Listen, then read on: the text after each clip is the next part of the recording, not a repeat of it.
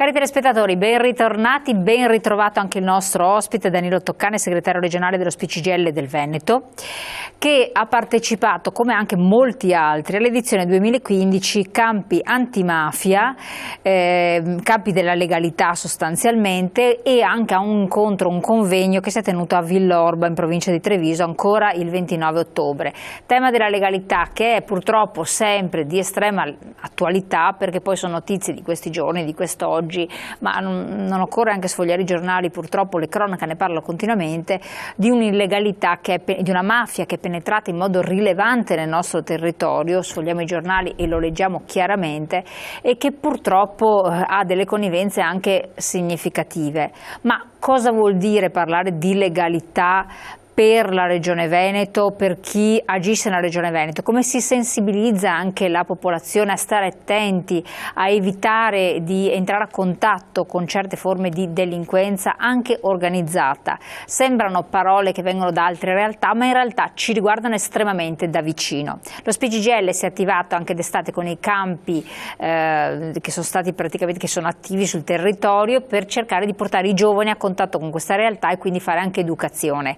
Che cosa avete organizzato? Poi vedremo il contributo di diverse interviste che abbiamo fatto in occasione del convegno.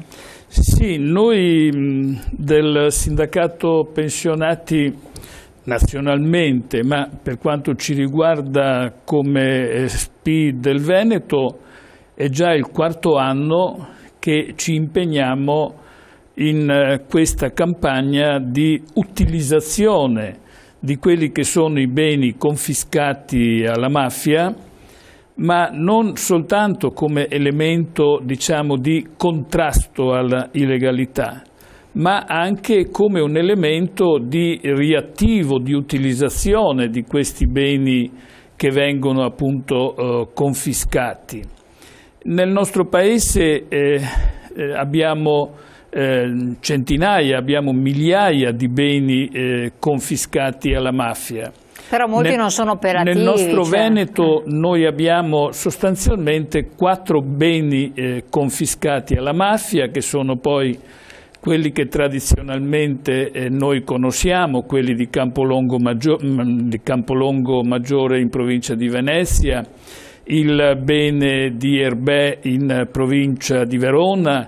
Adesso si è aggiunta l'assegnazione anche di un bene in provincia di Rovigo, ma in buona sostanza parliamo di 4 beni confiscati. Ecco, questi beni però sono tantissimi, ma non sempre sono utilizzabili dai cittadini. Cioè, questi beni però a questi beni vanno sommati altri beni molto numerosi anche nel nostro Veneto, e sono centinaia di beni confiscati alla mafia, ma allora dalla radiografia che il Ministero degli Interni fa, sono beni, diciamo, tipo appartamenti, case, uffici, garage, e di questi ce ne sono a centinaia in tutte le province, le 7 province del Veneto. Che come vengono utilizzati questi beni? Noi intanto qui nel Veneto siamo contenti perché i 4 beni sono utilizzati, perché sia nella villa dell'ex Maniero, sia nella villa di Erbè che in quella di Rovigo ci sono, come dire, inserite delle attività, in modo particolare da parte delle associazioni, per cui Affari Puliti, l'Arci, Libera, noi dello SPI, noi del sindacato. All'interno di questi contenitori ci sono delle attività e delle iniziative. La cosa che noi invece lanciamo nel nostro Veneto è quella di un'indagine più approfondita a proposito degli appartamenti, dei garage, eccetera, laddove noi stiamo aprendo una negoziazione in modo particolare con i comuni, perché i sindaci sanno dove sono questi beni e come sono tenuti. È evidente che queste case, questi beni che potrebbero essere chiusi allo Stato, potrebbero essere anche utilizzati in un altro modo, però ecco, noi come sindacato abbiamo aperto questa fase di confronto per vedere come questi beni vengono utilizzati. Però ha ragione lei che molti di questi beni sono abbandonati. Questo è un peccato, Difatti perché voi avete anche bisogno a volte di spazi, no? Magari per creare momenti, però non si possono utilizzare. Lei si pensi per esempio tutto il sequestro del Chechepan che c'è stato a Mestre in via Piave, è vero che se passa vede che sono ancora tutte finestre chiuse, portoni blindati, e non c'è stata invece una utilizzazione, è vero, consona di quei beni. Però noi denunciamo come sindacato che questi beni, vedi, sono lasciati a se stessi. Tant'è vero che i tempi lunghi della giustizia ci portano proprio a una verifica, che è troppo lungo il periodo di tempo che intercorre fra il sequestro del bene nei confronti del mafioso, nei confronti dell'attività criminale, e poi dopo l'assegnazione del bene stesso. Si pensi che passano anche 10 anni. Di conseguenza c'è un impoverimento, c'è un deterioramento dei beni.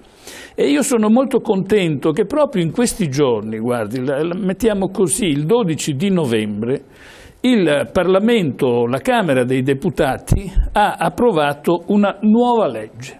Che cosa si tratta? Ed è una legge che noi del sindacato, noi delle associazioni abbiamo voluto, perché noi 2 anni fa abbiamo raccolto nel nostro paese 120.000 firme. Nel nostro Veneto, come sindacato dei pensionati, aiutati anche dall'Arci, da Libera, è vero, abbiamo raccolto oltre 10.000 di queste firme e abbiamo presentato come associazioni e come sindacato un disegno di legge dal titolo "Io riattivo il lavoro". E come? In che termini? E finalmente noi, dopo 2 anni e qualche mese, registriamo questa approvazione. Io sono anche molto contento perché... Cosa vuol dire? No, aspetti, lo dica. Che cosa riguarda questa approvazione di riattivo il lavoro? Io intanto sono molto contento nel evidenziare che, trattandosi di un disegno di legge che abbiamo promosso noi come sindacato, all'interno del Parlamento la discussione ha poi comportato a formarsi di un ampio schieramento fra le forze politiche. Tant'è vero che, tranne che Forza Italia e il Movimento 5 Stelle, tutto il resto del Parlamento ha votato a favore di questa legge. Ed è una legge che affronta proprio quei nodi, quei termini che noi come sindacato avevamo posto al centro della nostra iniziativa. La prima questione è che quando c'è il sequestro, quando c'è la confisca di un bene al mafioso, bisogna tenere conto che ci sono anche dei lavoratori coinvolti.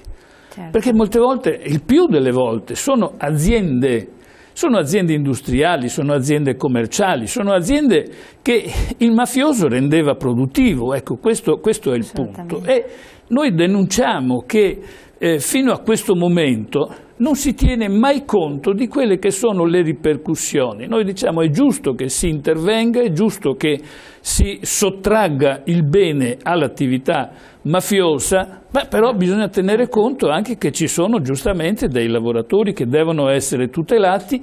In questo momento, per esempio, gli ammortizzatori sociali sono fortemente messi in discussione. Con questa legge si pone l'attenzione su questa nostra denuncia e nei suoi vari articoli si riattiva anche l'ammortizzatore sociale nei confronti di questi lavoratori. Quindi hanno un minimo di tutela. Però c'è un punto vero, che questo è un patrimonio.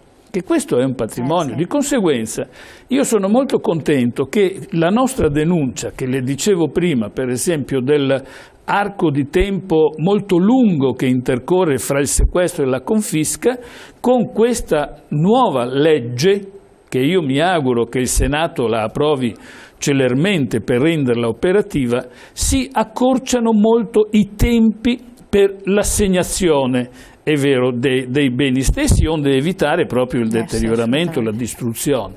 Inoltre, l'altro capitolo che mi pare importante è che si prevede l'istituzione di un fondo presso il Ministero dell'Economia che sia di aiuto per riattivare il lavoro, riattivare la produzione all'interno di questi beni. C'è un fondo che qui è stato evidenziato, una parte di questo fondo... Che per ora è latente, non viene utilizzato, esiste ma non si utilizza. Non c'era. Non c'è proprio. Diciamo che non c'era, tant'è vero che noi avevamo denunciato che molte aziende che avevano beneficiato dell'assegnazione venivano poi dopo lasciate a se stesse e di conseguenza molte di queste fallivano. Assolutamente. Questo è il punto. Oggi invece c'è questo supporto e mi lasci dire che questo svolgerà sicuramente una funzione molto positiva. Per cui i contenuti che erano stati evidenziati con il nostro disegno di legge, con la nostra sollecitazione,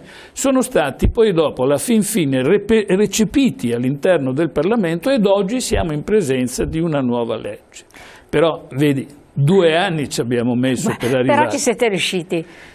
Ci siamo riusciti e siamo soddisfatti, adesso dobbiamo anche renderla operativa.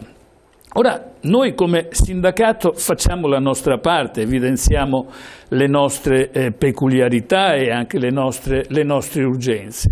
Noi del sindacato pensionati del Veneto, assieme ai pensionati italiani, andiamo a, come dire, svolgere un'azione.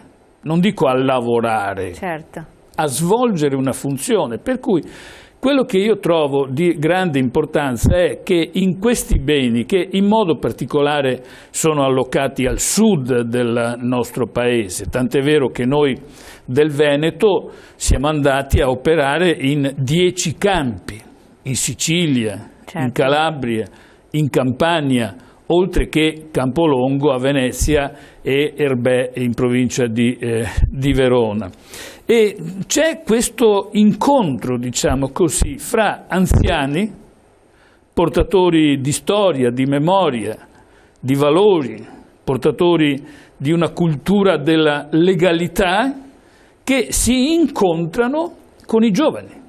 E che danno e trasmettono non solo un messaggio, insegnano ai giovani a fare qualcosa. Questo è il punto per il quale noi ci andiamo. Ecco, noi non siamo dei cooperatori, perché è evidente che questi beni sono assegnati a delle associazioni, sono assegnati a delle cooperative, i quali provvedono dal punto di vista imprenditoriale alla gestione di questi beni. Noi invece abbiamo creato queste occasioni, è vero, di incontro fra anziani e giovani per discutere di legalità. Perché io sono convinto... Ma oltre che discutere, voi fate operativamente delle cose con questi giovani? Sì, quindi, per carità. Noi, non è che è soltanto una discussione. Noi facciamo sostanzialmente 2 cose, perché io sono il sostenitore della teoria a ognuno la sua parte. Noi per esempio siamo quelli che ci diamo da fare per il mangiare, per predisporre il cibo. Non facciamo le pulizie per esempio, perché le pulizie le devono fare i ragazzi che partecipano a questi campi. E sono, come dire, centinaia i pensionati che partecipano, ma sono migliaia i giovani anche dal nostro Veneto che vanno in questi campi 10 giorni, 15 giorni, un po' dei campi estivi se vuole, no? Però i giovani cosa fanno? Beh, intanto fanno anche del lavoro manuale, dei lavoretti manuali, no? Ma i giovani partecipano alle iniziative, le ripeto, di educazione alla legalità, perché questo è il punto fondamentale.